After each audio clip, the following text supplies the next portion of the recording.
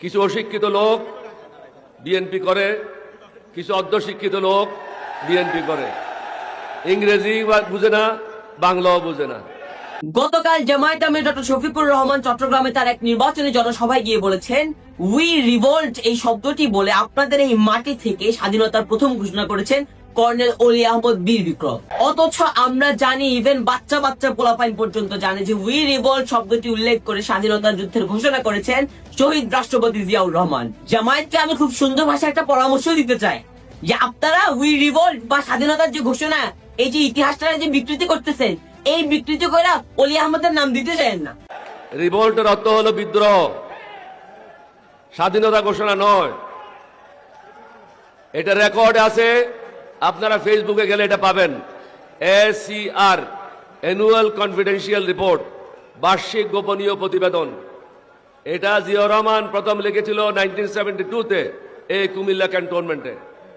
তিনি লিখেছেন, ইংরেজিতে বলবো, this officer played the main part which enabled 8 Bengal, East Bengal regiment to revolt on the crucial night of 25-26 March.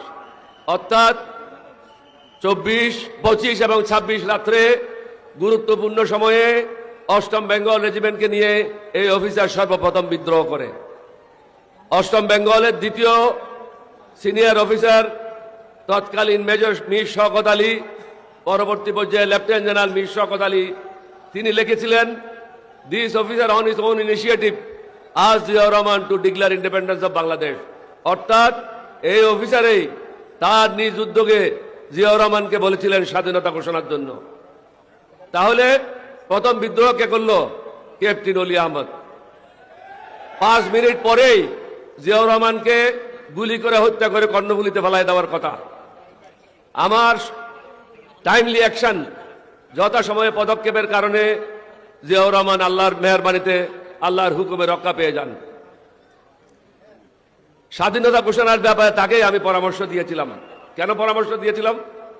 উনাকে বললাম যে আমরা বিদ্রোহ করেছি চট্টগ্রাম থেকে, বাংলাদেশের মানুষ তো জানবে না কিভাবে বিদ্রোহ করলাম, তাহলে বাকিরা কি করবে? এখানে তো অনেক বেঙ্গল রেজিমেন্ট আছে। 4th বেঙ্গল রেজিমেন্ট ছিল কুমিল্লাতে, তারা ডিপ্লয়েড ছিল ব্রাহ্মণবাড়িয়াতে। 2nd বেঙ্গল ছিল জয়দেবপুরে, 1st বেঙ্গল ছিল যশোরে, 3rd বেঙ্গল রেজিমেন্ট ছিল সাইদপুর ক্যান্টনমেন্টে, রংপুর ক্যান্টনমেন্টে। আমরা যদি সেদিন বিদ্রোহ না করতাম এবং রেডিওতে যদি বাংলাদেশের স্বাধীনতা ঘোষণা না হতো, তাহলে এই বেঙ্গল রেজিমেন্টগুলি আর বিদ্রোহ করতো না এবং পৃথিবীর লোকেরাও জানতো না যে এখানে একটা প্রশাসনের বিরুদ্ধে বিদ্রোহ হয়েছে। কিন্তু এই অশিক্ষিত লোকেরা বিদ্রোহ শব্দটার অর্থও বুঝে না, যার জন্য